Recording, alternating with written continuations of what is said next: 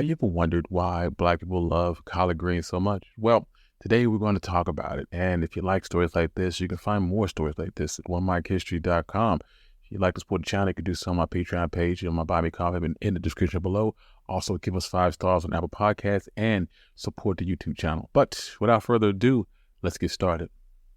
Collard greens are a dark green leafy vegetable that is popular around the globe for their taste and their high concentration of vitamins A, C, and K. Collard greens are some of the oldest members of the cabbage family, also known as the tree cabbage. Originating in the Eastern Mediterranean, the name collard is derived from colewort, which means the cabbage plant. Despite their name, collard greens do not grow tight heads like cabbages. Indeed, they are part of the cabbage family, but they're more closely similar to kale. Collard greens were made popular in Europe by the Greeks and the Romans. Ancient Greeks grew kale and collard greens together and made little distinction between the two. Historians are unsure on whether or not Romans discovered greens through the Greeks or if they started growing them independently. When the Romans went on their conquest of what is now the United Kingdom, they introduced collard greens to European diets around the 4th century BC. Their introduction to Africa, however, comes long before transatlantic slave trade and became a dominant part of African people's diets, even to this day. Many countries in Africa, especially those in Eastern Africa, love the green leafy vegetable, which is known as sukuma wiki. Preparing the collard greens often involves boiling or steaming as they are served as accompaniments to either meat or fish. They can also be supportive ingredients in soups and stews or with other vegetables. After becoming a staple of European diets, collard greens were brought to the Americas by European settlers in the 17th century. This happened during a period known as the Columbian Exchange, which is an historical event involving the transfer of various goods, animals, plants, people, and even diseases between Europe, West Africa, and the Americas.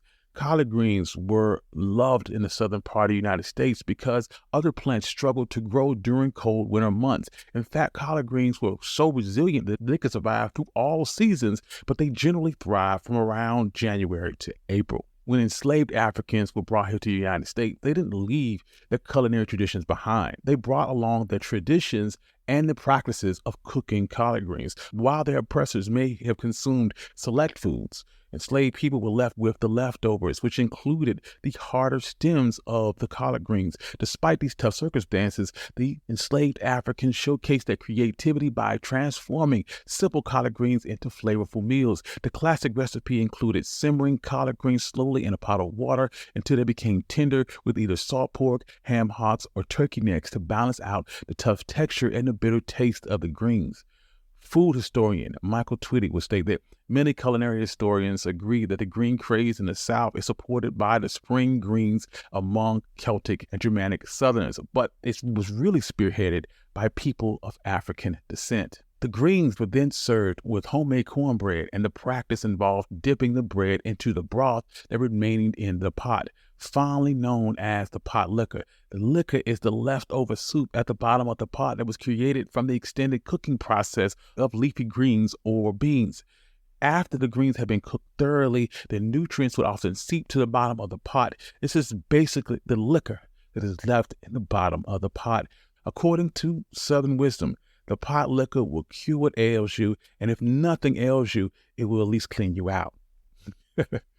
The connection between collard greens and African Americans is deeply rooted in historical and the cultural experience. The labor-intensive process of cooking collard greens involves cleaning, chopping, and slow simmering, often for hours, with ham hocks or smoked turkey to amplify the flavor. Reflects the strenuous hardships of African Americans and how they had to endure them throughout their history.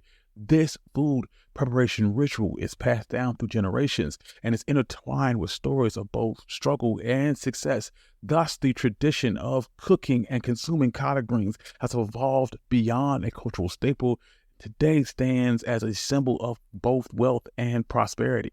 This is especially true on New Year's Day dinners. Within the African American community, collard greens is served with black-eyed peas and hog fat on New Year's Day and promises to bring good luck and financial reward. Hanging a fresh collard green leaf on your door is said to ward off evil spirits, and a fresh leaf placed on your forehead promises to cure a headache.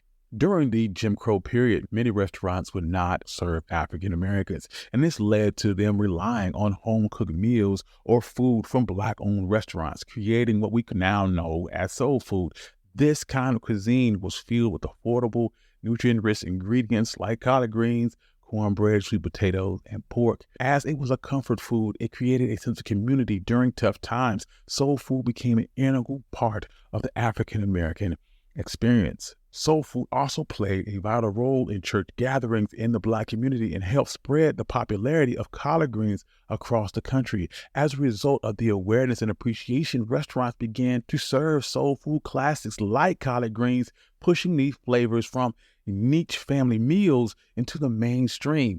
During the Great Migration, numerous African Americans relocated from the agrarian South into more industrialized northern and western cities in pursuit of better jobs and a better quality of life. Amidst this unfamiliar territory and this new urban lifestyle came ready-made meals, but these African Americans carried with them their Southern traditions. Their culinary practice of eating and consuming collard greens made their way to their new homes and provided them with a nostalgic connection back to their Southern roots. It was like having a piece of Southern tradition in a new, unfamiliar place.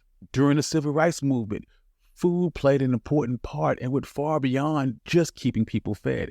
Soul food suppers, which served collard greens, were a significant part of the African American community, and they served two important roles. Firstly, they raised money for the Civil Rights Movement.